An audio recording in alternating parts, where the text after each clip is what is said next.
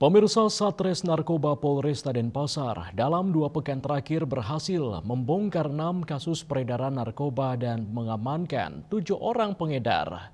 Dari 7 tersangka, 2 diantaranya merupakan residivis kasus serupa.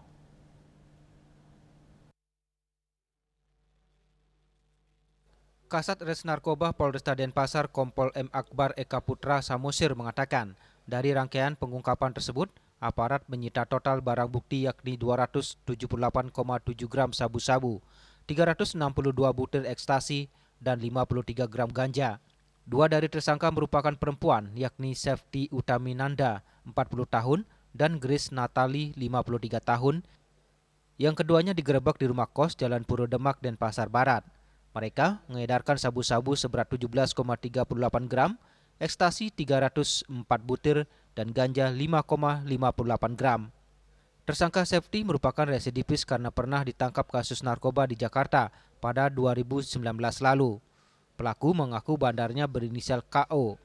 Mereka dapat tugas mengedarkan barang terlarang itu berdasarkan perintah KO dan upah penjualan SS Rp150.000 per 1 gram, serta ekstasi Rp50.000 per butir.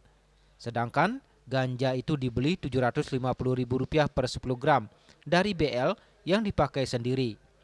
Sementara tersangka Made Sutamo, 47 tahun, dibekuk di Jalan Sidekarya dengan 53 paket klip berisi SS berat bersih 125,25 gram, 52 butir ekstasi warna orange berat bersih 20,8 gram, dan 1 serbuk hijau berat bersih 0,84 gram.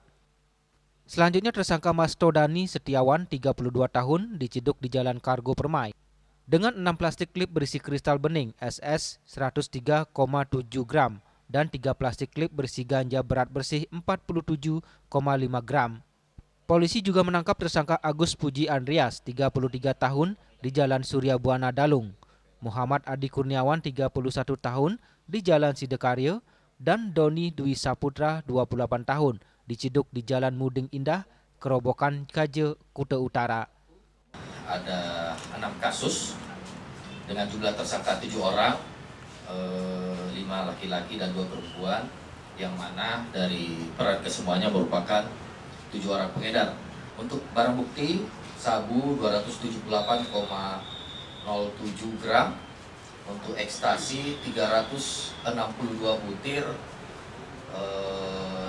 170,20 gram. Untuk ganja 53,8 gram. Kompol M. Akbar Eka Putra Samosir menambahkan pola peredaran narkoba yang dijalankan para pelaku masih menggunakan sistem jaringan terputus. Para tersangka hanya berperan sebagai eksekutor lapangan dan tidak saling mengenal pengendali utama. Jumlah barang bukti yang disita diyakini mampu menyelamatkan sedikitnya 4.000 jiwa dari jerat narkotika. Raiswantara, Bali TV.